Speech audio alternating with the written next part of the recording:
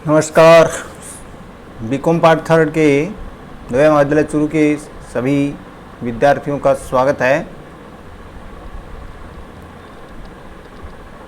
प्रिय छात्रों, इस व्याख्यान 7 में आपके सिलेबस का नेक्स्ट एक टॉपिक है जिसका नाम है meaning and scope of supply, जिसके बारे में अपन अध्ययन करेंगे इस व्याख्यान में।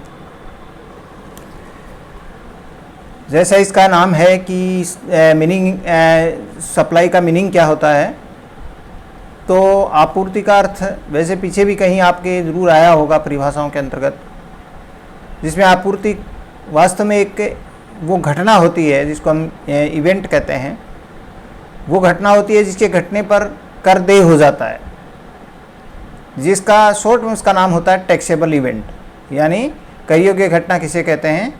आपूर्ति को कर योग्य घटना कहते हैं। जब माल या सेवा की आपूर्ति हो जाती है तो कर देय हो जाता है, इसलिए इसका नाम कर योग्य घटना भी होता है। हम ये कह सकते हैं कि यदि आपूर्ति नहीं हो तो माल और सेवा कर उत्पन्न ही नहीं होंगे। तो आपूर्ति क्या हुई? माल और सेवा का केंद्र बिंदु हुआ। माल और सेवा का केंद्र बिंदु आपूर्ति को माना जाता है, क्योंकि इसके बिना कर देय होता ही नहीं। माल और सेवा कर, जो कि केंद्रीय माल और सेवा कर हैं, उसकी धारा 7 के अंतर्गत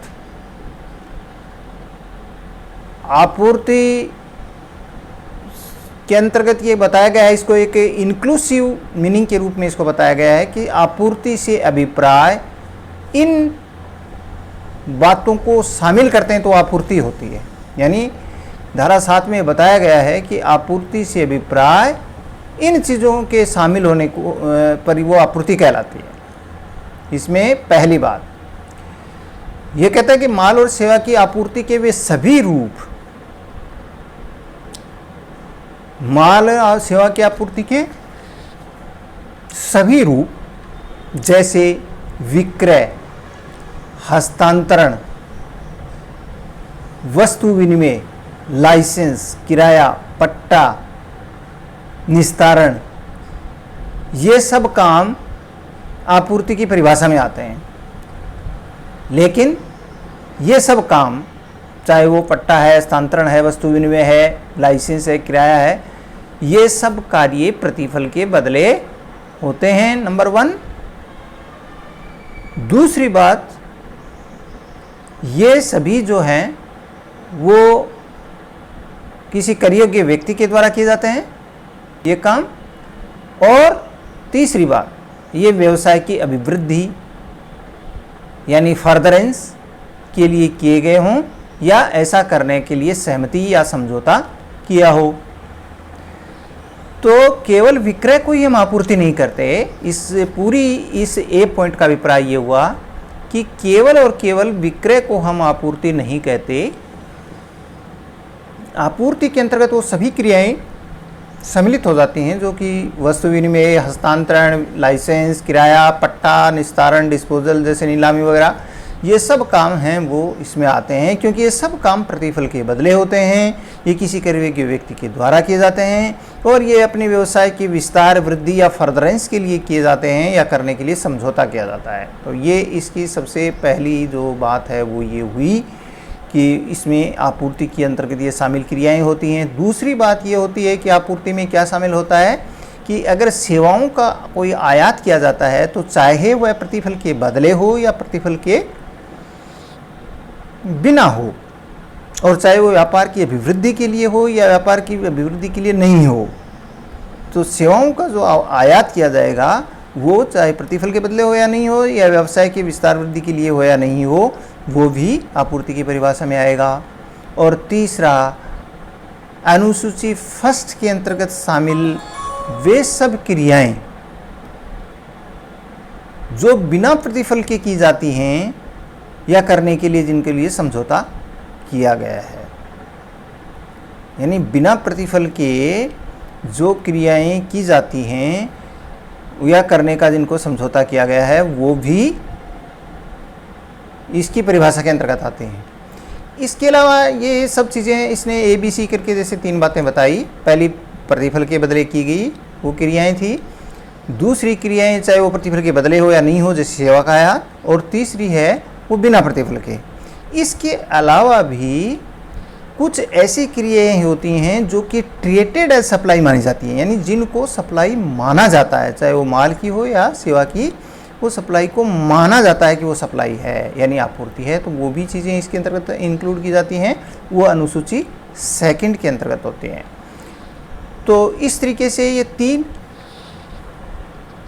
महत्वपूर्ण बातें हुई। इसके अलावा जैसे मैंने बताया कि चौथी बात वो भी आती है। अब इस परिभाषा के आधार पर ही आगे इसकी क्षेत्र निर्धारित हो जाएगा। इन परिभाषाओं के आधार, इस परिभाषा के आधार पर जो कि एक इंक्लूसिव परिभाषा दी गई है धारा 7 के अंतर्गत, इसी के आधार पर इसका क्षेत्र डिसाइड हो जाएगा। चूँकि GST को जब क्षेत्र को अपन देखते हैं तो ये बताया गया है कि एक कर योग्य घटना होती है जिसमें माल और सेवा दोनों की आपूर्ति शामिल होती है। इसके क्षेत्र का अभिप्राय उन क्रियाओं से होता है जो कि आपूर्ति की सीमाओं में आती हैं और कराधान का आधार होती हैं। इसके क्षेत्र को हम निम्नांकित बिंदुओं से समझ सकते हैं।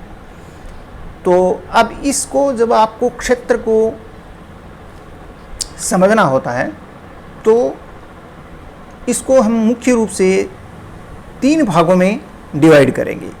पहले वो समस्त क्रियाएं जो कि आपूर्ति के अंतर्गत शामिल की जाती हैं, उनका अपन अध्ययन करेंगे। दूसरे पार्ट के अंतर्गत वो क्रियाएं अपन लेंगे जो कि न तो माल की आपूर्ति मानी जाती है और न ही माल की सेवा या सेवा की आपूर्ति होती है। क्योंकि जब हम किसी चीज़ की सीमाओं में जब हम बांधते हैं किसी को, यानी जब हम क्षेत्र का निर्धारण करते हैं तो हमें ये तो पता होता है, होना चाहिए ही चाहिए कि वो कौन सी क्रियाएं होती हैं जो इसमें सम्मिलित की जाती हैं उसके, लेकिन साथ में ये भी पता होना चाहिए कि वो क्रियाएं होती हैं जो सम्मिलित नहीं की जाती हैं, वो भी अपने को पता होनी चाहिए। तो हम जो न तो माल की आपूर्ति होती है और न सेवा की आपूर्ति, उनको अपन सेकंड भाग में देंगे। और तीसरे भाग के अंतर्गत हम राज्य और केंद्र सरकार की उन अधिकारों की बात करेंगे जो कि किसी भी माल या वस्तु के बारे में उसका जो आपूर्ति होने या न होने के बारे में जिनको घोषित या अधिसूचना जारी करने का अधिकार होता है, तो वो उसी के हिसाब से वो आपूर्ति के क्षेत्र में समाविष्ट हो जाती हैं या आपूर्ति के क्षेत्र से बाहर हो जाते हैं। तो प्रिय छात्रों, इन 3 बातों के आधार पर आप पूरे क्षेत्र का निर्धारण करेंगे। तो पहला क्षेत्र अपना लेते हैं जब वो क्रियाएं कौन सी हैं जो कि आपूर्ति के अंतर्गत सम्मिलित की जाती हैं। तो आपूर्ति में आने वाली उन क्रियाओं में जैसे अभी मैंने आपको बताया था कि वे सभी क्रियाएं जो किसी प्रतिफल के बदले किसी कर योग्य व्यक्ति के द्वारा की जाती हैं। यानी यहाँ 2-3 महत्वपूर्ण बातें हुई। पहला, वो व्यक्ति कर योग्य होना चाहिए, प्रतिफल के बदले वो क्रियाएं संपन्न होनी चाहिए, और तीसरी महत्वपूर्ण बात यह है कि वो जो सारी क्रियाएं होती हैं वो व्यापार की अभिवृद्धि के लिए, विस्तार के लिए या फर्दरेंस के लिए होनी चाहिए। व्यापार वृद्धि या अभिवृद्धि के लिए होनी चाहिए, और फिर उन क्रियाओं के नाम क्या हैं वो आपको पता होना चाहिए। तो इस तरीके से अगर अपन इस चीज़ को अपन जो है वो देखेंगे तो ये पॉइंट जो है वो इसमें आपूर्ति के अंतर्गत शामिल क्रियाएं जो हैं वो इसमें अपने को पता लग जाएगा। तो इसके अंतर्गत क्या है कि अपन ने जैसे डिवाइड किया कि भी आपूर्ति में शामिल क्रियाएं कौन कौन सी होती हैं, तो इन क्रियाओं को हम मुख्य रूप से 4 भागों में डिवाइड किया हमने, A, B, C और D, 4 भागों में डिवाइड किया। 4 भागों के अंतर्गत आप बिल्कुल शॉर्ट में आप पहले देखेंगे तो 4 कौन सी वो क्रियाएं हैं जो कि आपूर्ति में शामिल है। पहली, प्रतिफल के बदले की गई क्रिया। दूसरी, चाहे प्रतिफल के बदले हो या नहीं हो वो क्रिया। और तीसरी, जो बिना प्रतिफल के की गई हो वो क्रिया, वो भी आपूर्ति में शामिल होती है। और चौथी क्रिया जो कि ट्रीटेड एज सप्लाई, यानी जिसको माना गया है कि वो आपूर्ति है। इस तरीके से हमने 4 भागों में उन क्रियाओं को लिया। तो पहली जो एक पार्ट जिसका है वो क्रियाएं हो जो प्रतिफल के बदले की जाती हैं, और ऐसी क्रियाएं किसी कर योग्य व्यक्ति के द्वारा की जाती हैं जो व्यापार की अभिवृद्धि या फर्दरेंस के लिए की जाती हैं। और वो सब चीज़ें जो हैं वो इसके अंतर्गत आती हैं, प्रतिफल के बदले वाली, व्यापार की अभिवृद्धि के लिए, और इसके अलावा जो है वो किसी कर योग्य व्यक्ति के द्वारा की जाती हैं। और उन क्रियाओं के जो नाम हैं वो एक तो जैसे सेल किया, विक्रय किया, ट्रांसफ़र किया, हस्तांतरण करना, और इसके अलावा किसी को लीज पर देना, चीज़ को पट्टे पर देना, किराए पर उठाना, संपत्ति आदि को किराए पर उठाना, और इसके अलावा जैसे नीलामी संबंधी कार्य है वो भी इसके अंतर्गत आता है। तो ये विनिमय होता है। विनिमय एक तो मुद्रा के बदले किया गया, एक किसी वस्तु विनिमय जिसको बार्टर कहते हैं। जैसे मान लीजिए किसी ने आपूर्ति की और उसके बदले में कोई वस्तु ले ली या कोई सेवा ले ली बदले में, तो ये बार्टर एग्रीमेंट हो गया। तो ये सब जो क्रियाएं होती हैं, यानी जिसमें बिक्री, हस्तांतरण, वस्तु विनिमय, विनिमय, लाइसेंस, किराया, पट्टा और व्यवस्थापन जिसको डिस्पोजल कहते हैं, यानी जैसे कोई नीलाम वगैरह कर देना, तो ये सब चीज़ें जो होती हैं इनको अपन किसमें आपूर्ति की परिभाषा में लेते हैं। और चूंकि ये सभी क्रियाएं जो होती हैं वो प्रतिफल के बदले की जाती हैं। दूसरी जो सेकंड जो पार्ट है, यानी उन क्रियाओं को जो कि इसमें सम्मिलित की जाती हैं, उसका बी पार्ट है, वो है कि कोई सेवा का अगर कोई आयात किया जाता है, तो जैसे इसमें थोड़ा आप करेक्ट कर लेना इसको, तो चाहे वो प्रतिफल के बदले हो या बिना प्रतिफल के बदले हो, यदि सेवा का कोई आयात हो रहा है वो बिना प्रतिफल के बदले है तो भी वो इस परिभाषा में आ जाता है, नहीं आपूर्ति की परिभाषा में आ जाता है। तो सेवा का आयात जो प्रतिफल के बदले या बिना प्रतिफल के बदले, और चाहे वो व्यवसाय की अभिवृद्धि के लिए या बिना व्यवसाय की अभिवृद्धि के लिए हो, तो सभी कंडीशंस के अंतर्गत जो सेवा का आयात है उसको हम आपूर्ति की परिभाषा में लेते हैं।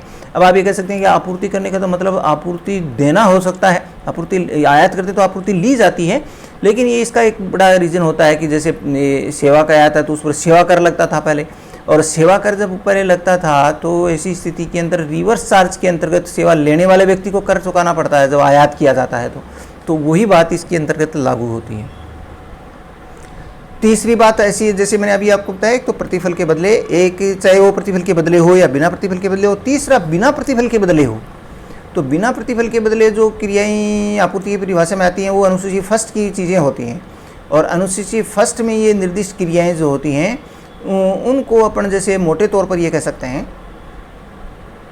कि जैसे कोई उपयोग किया गया कंप्यूटर है, फर्नीचर है, उसको किसी संस्था को दान कर रहे हैं आप, तो आप कह सकते हैं कि दान और भेंट हुआ, तो दान भेंट तो बिना प्रतिफल की है, लेकिन इसके बावजूद भी वो आपूर्ति मानी जाएगी और उसके ऊपर टैक्स लगेगा।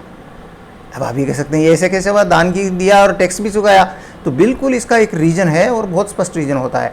उसका कारण ये होता है कि जब वो किसी चीज़ को उसने कंप्यूटर लिया, मान लीजिए किसी संस्था ने, और उसको कुछ समय काम में लिया और फिर किसी संस्था को डोनेट कर दिया, तो जब उसने उस संस्था ने जब कंप्यूटर को लिया था, तो उसको उस कंप्यूटर को जब खरीदा था तो उसके ऊपर इनपुट टैक्स उसने चुकाया था, और उस इनपुट टैक्स की उसने क्रेडिट ली थी, यानी जिसको हम आईटीसी बोलते हैं, क्योंकि वो ऐसी चीज़ों के ऊपर ही वो कर दे होता है जिनके ऊपर वो आईटीसी ले चुका है। ये एक इम्पॉर्टेंट बात होती है, और वो तभी अनुसूची फर्स्ट में आने वाली वो चीज़ें होती हैं। तो इसके अंतर्गत अपन ये कह सकते हैं कि अनुसूची फर्स्ट के अंतर्गत मोटे तौर पर कौन सी मुख्य रूप से कौन कौन सी चीज़ें आई, वो चीज़ें यानी वो ऐसी आपूर्ति जिनके ऊपर आईटीसी ली जा चुकी होगी। तो इसमें मुख्य रूप से जैसे कंप्यूटर टेबल है, उपयोग की गई कंप्यूटर है, टेबल है आदि को किसी स्कूल या किसी चैरिटेबल ट्रस्ट को दान दे देना, कर्मचारियों को दान करना, तो इसके अंतर्गत, और इसके अंतर्गत दान आ गया, कोई भेंट आ गई, कोई स्टॉक का ट्रांसफ़र किया गया, संबंधित व्यक्ति से व्यापार हेतु आयातित सेवा, पूंजीगत माल, प्लांट दूसरे राज्य में स्थित अपनी इकाई को भेजना, सूत्रधारी कंपनी द्वारा अपनी सहायक कंपनी को बैंक ऋण की गारंटी देना। तो ये इसके अंतर्गत जो है वो ये एक जिसमें भिन्न वाला है, भिन्न व्यक्ति। तो ये भिन्न व्यक्ति वाला क्या होता है कि जैसे जो वर्टिकल जो होते हैं बिजनेस, उसके अंतर्गत जैसे एक ही व्यवसाय के एक ही मालिक के एक से अधिक व्यवसाय अगर हैं तो उसको वर्टिकल बिजनेस होते हैं। तो उसमें एक बिजनेस से दूसरे बिजनेस को अगर कोई ट्रांसफ़र किया गया है तो वो इसके अंतर्गत आता है। तो ऐसे जो ट्रांसफ़र होते हैं, एक तरह से संबंधित व्यक्ति होता है, रिलेटेड पर्सन होता है, वो बिना प्रतिफल के ट्रांसफ़र करता है अपनी दूसरी इकाई को। तो इसका मतलब ये थोड़े हो गया कि वो वैसे तो मुफ्त में कर रहा है बिना प्रतिफल के, लेकिन फिर भी वो आपूर्ति की परिभाषा में आएगा। तो इसके अंतर्गत ये है कि जैसे मान लो दूसरे किसी राज्य के अंदर कोई का स्थिति है, एक प्लांट यहाँ से कोई चीज़ है वो दूसरे किसी फैक्ट्री या प्लांट के अंतर्गत दूसरे राज्य में स्थित भेजा जाता है, तो कोई प्रतिफल थोड़े लेता है। तो ऐसी स्थिति में लेकिन वो आपूर्ति, उसको आपूर्ति की परिभाषा में लिया जाता है, यानी वो आपूर्ति होती है निश्चित रूप से, क्योंकि उसने जो प्लांट खरीदा था उसके ऊपर उसने आईटीसी ली थी। तो यहाँ पर बिना किसी प्रतिफल के किसी संबंधित व्यक्ति के द्वारा कोई माल को ट्रांसफ़र करना, कोई सेवा लेना, कोई किसी तरीके का कोई भी ये इस कार्य वो आपूर्ति की परिभाषा में आता है, जो बिना प्रतिफल के होता है, दान, भेंट, उपहार किसी भी रूप में जो दिया जाता है उसको हम आपूर्ति की परिभाषा में देते हैं, बशर्ते की इम्पोर्टेंट बात है ऐसी चीज़ों के ऊपर आईटीसी प्राप्त की गई थी, तो वो आपूर्ति की परिभाषा में आते हैं। और चौथा इसके अंतर्गत जो इम्पोर्टेंट बात है वो ये है कि हाँ, चौथा जैसे अपन ने कहा कि कुछ ऐसी बिक्री होती हैं जो कि मानी गई बिक्री होती हैं, जिसको अपन ट्रेटेड सप्लाई यानी मानी गई आपूर्ति के रूप में देते हैं। तो कि भी ये जो है वो आपूर्ति मान ली जाती है। तो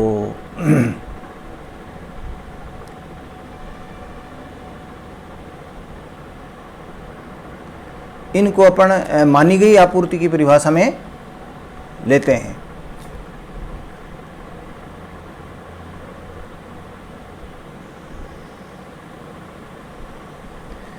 तो इन परिभाषाओं के अंतर्गत जो कि मानी गई आपूर्ति की परिभाषाएं हैं, इसके अंतर्गत मुख्य रूप से जो है वो अपन जैसे किराया क्रय की पद्धति पर कोई आपूर्ति करते हैं, किराया क्रय पद्धति पर कोई आपूर्ति करते हैं तो वो मानी गई आपूर्ति मानी जाती है। इसके अलावा ऑफिस कंप्यूटर की बिक्री की जाए, मुफ्त नमूने के मतलब कर योग्य मुफ्त नमूने दिए जाए, फ्री सैंपल्स दिए जाएं, कर योग्य व्यवसाय को बंद किया जाए, फर्म का विघटन, व्यक्तियों के समुदाय के सदस्यों का को बिक्री करना, क्लब द्वारा सदस्यों को भोजन देना, पुस्तकें और खेल उपकरण आदि की आपूर्ति करना, ये सब चीज़ें जो हैं वो आपूर्ति की रूप में मानी जाती हैं, आपूर्ति के रूप में मानी जाती हैं। जैसे किराया क्रय पद्धति पर जब आपूर्ति की जाती है तो वो एक किस्तों में या जैसे भी होता है उसके अंदर एक निश्चित अवधि के लिए दिया जाता है और उसके बाद में वो पूरा पेमेंट होने के बाद उसके नाम हो जाती है संपत्ति। तो ऐसी स्थिति के अंदर वो जो है उसको भी अब ये कहता है कि वो माल की आपूर्ति मानी जाती है। ऑफिस का कंप्यूटर बेच दिया जाता है तो आपूर्ति मान ली जाती है। फ्री सैंपल्स दिए जाते हैं, मुफ्त नमूने दिए जाते हैं, तो वो भी जो है वो अनुसूची सेकंड में वर्णित वस्तुएं हैं जो कि इसके अंदर मानी जाती हैं। और अगर मान लीजिए किसी बिजनेस है जो कि टैक्सेबल है और उसको बंद किया जाता है और बंद करने पर निश्चित रूप से क्या होगा कि सारी संपत्तियों का निपटारा होगा, तो वो जब होगा तो वो भी एक आपूर्ति की परिभाषा में लिया जाता है उसको। और कोई जो क्लब के सदस्यों को कोई ऐसी चीज़ें, कोई खेल उपकरण, सामान या नाश्ता या खाना वगैरह देना होता है, वो सब चीज़ें आपूर्ति की परिभाषा में मानती है। ऐसे सेवा की आपूर्ति कब मानी जाती है, तो कुछ इसके एग्जाम्पल ऐसे हैं जो कि सेवा की आपूर्ति के भी होते हैं। तो ये सेवा की आपूर्ति वाले जो इसमें एग्जाम्पल अपन लेते हैं जिनको सेवा की आपूर्ति मानते हैं, वो है जैसे संपत्ति को किराए पर देना, व्यावसायिक कार्यों के लिए जो है वो किसी संपत्ति को किराए पर देना, कैब को किराए पर देना, भूमि का पट्टा देना और निर्माण का लाइसेंस देना, ये सब चीज़ें सेवाओं के अंतर्गत आती हैं जो कि सेवाओं इनको आपूर्ति माना जाता है। और इसके अलावा जैसे जॉब कार्य करवाना होता है, कर्मचारियों को घूमने के लिए परिवहन की सेवा देना होता है, जैसे अपने कर्मचारियों को जाओ उनको ट्रांसपोर्ट की सेवा फ्री दी।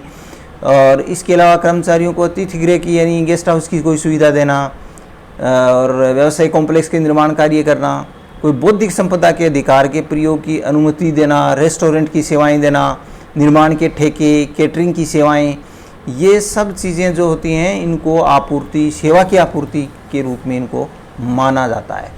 ये सेवा की आपूर्ति मानी जाती हैं, तो इसलिए ये टैक्सेबल होती हैं सब चीज़ें जिनको सेवा की आपूर्ति माना जाता है। तो हमें ये कैटेगरी हमने क्या किया है, अनुसूची सेकंड की वो कैटेगरी है। जैसे अनुसूची फर्स्ट में तो कौन सी थी, अनुसूची फर्स्ट के अंतर्गत तो वो क्रियाएं थी जो कि माल बिना प्रतिफल के, यानी जैसे दान, उपहार, भेंट वाली थी। और इसके अंतर्गत क्या है, इसके अंतर्गत जो है वो चाहे वो प्रतिफल के बदले हो या बिना प्रतिफल के, लेकिन उनको मान लिया जाता है कि वो मानी जाती हैं वो क्रियाएं। अब जैसे मान लीजिए गेस्ट हाउस की सुविधा वो कर्मचारियों को उपलब्ध करवाएगी, तो अब वो जो कि उनको जो दी गई सेवा का जो मूल्य होता है उसके बदले वो कुछ नहीं ले रहा, लेकिन वो सेवा की आपूर्ति मानी जाएगी और टैक्सेबल हो जाएगी एम्प्लॉयर के लिए।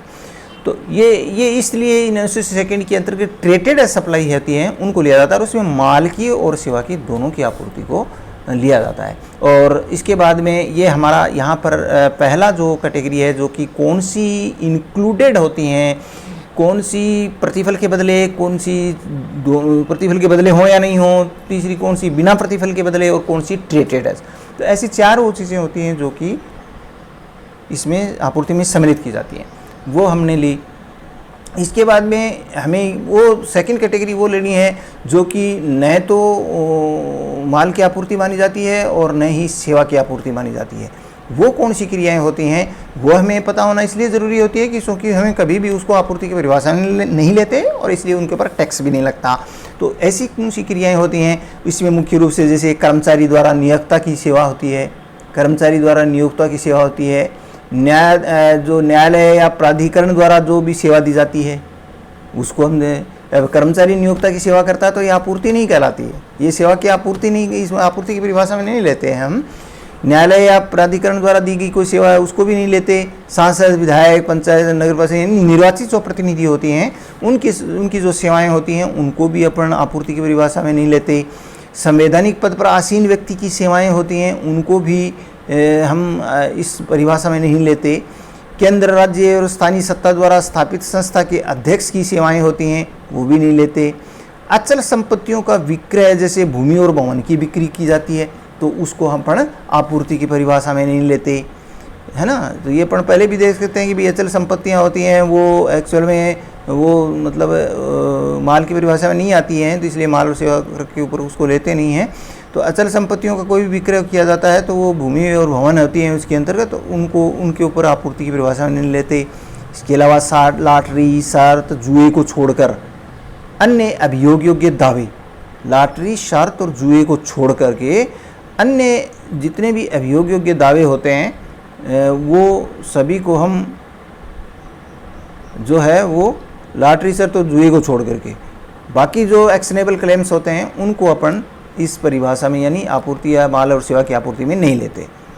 और इसके बाद में अंतिम संस्कार संबंधी सेवाएं होती हैं, जैसे वहाँ पर शमशान घाट के अंतर्गत जो है ईंधन की व्यवस्था करने का है, या शमशान घाट तक ले जाने वाली जो ट्रांसपोर्ट का है उसकी जो सेवा होती है वो है। मुर्दाघर की जो सेवाएं होती हैं यानी मोर्चरी की वो जो सर्विसेज होते हैं वो उनके ऊपर जो भी खर्चा होता है वो या जो सेवा दी जाती है उस सेवा को हम आपूर्ति की परिभाषा में नहीं लेते और इसलिए उनको टैक्स भी नहीं लगता।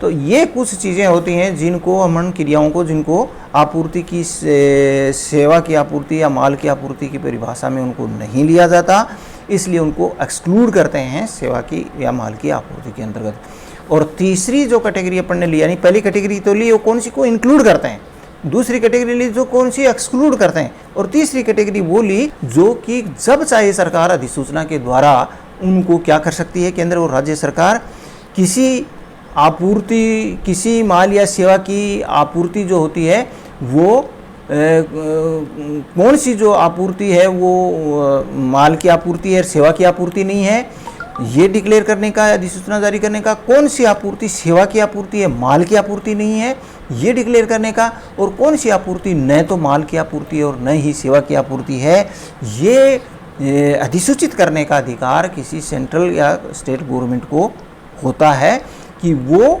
उन वस्तुएं सेवाओं के बारे में ये डिक्लेयर कर सकते हैं कि कौन सी वस्तु तो माल की आपूर्ति है और कौन सी सेवा की आपूर्ति होती है, कौन सी सेवा की आपूर्ति होती है, कौन सी माल की आपूर्ति होती है और कौन सी नहीं होती है। ये डिक्लेयर करने का ये अधिकार जो होता है स्टेट और सेंट्रल गवर्नमेंट को होता है और उसी के आधार पर वो उस परिधि के अंतर्गत आ जाती हैं, उस परिधि में आ जाती हैं, उनको डिक्लेयर करने। तो ये भी एक बात अपने को ध्यान में रखनी होती है कि भाई कौन सी नोटिफिकेशन के अंतर्गत जो है वो कौन सी वस्तु और सेवा को जो है वो आपूर्ति की परिभाषा में लिया है या नहीं लिया है, या एक्सक्लूड किया है, इंक्लूड किया है। तो इस तरीके से इस पूरे जो व्याख्यान को आप है वो ऐसे कुछ भागों में डिवाइड करते हुए आप लेंगे जिससे कि आपको समझने में आसानी रहे।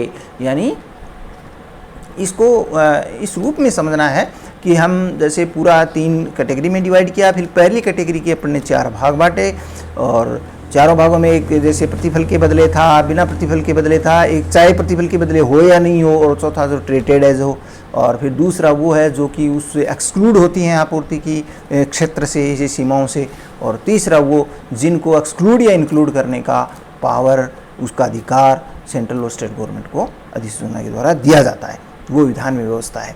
इस प्रकार से ये एक आपके लिए एक महत्वपूर्ण जो अध्याय था, जिसके अंतर्गत जो टॉपिक था, जिसके अंतर्गत हमने आपूर्ति की अर्थ को देखा और उसके क्षेत्र को देखा कि उसमें क्या चीज़ सम्मिलित की जाती है और क्या चीज़ सम्मिलित नहीं की जाती है। इन चीज़ों का आपने अध्ययन किया। आप इसको 2 बार 3 बार इसको स्टडी करना और आप ये समझना कि हम क्या चीज़ हम ले रहे हैं, थोड़ा सा उसको अंडरस्टैंडिंग आप कर ले, समझ लेंगे कि भाई क्या इसमें पूरे टॉपिक को हमने 3 भागों में डिवाइड किया, फिर प्रत्येक को हमने कितने कितने भागों में डिवाइड किया। इस तरीके से इसका जब आप एनालिसिस करेंगे तो इस चैप्टर को समझने में, इस टॉपिक को समझने में आसानी होगी। धन्यवाद।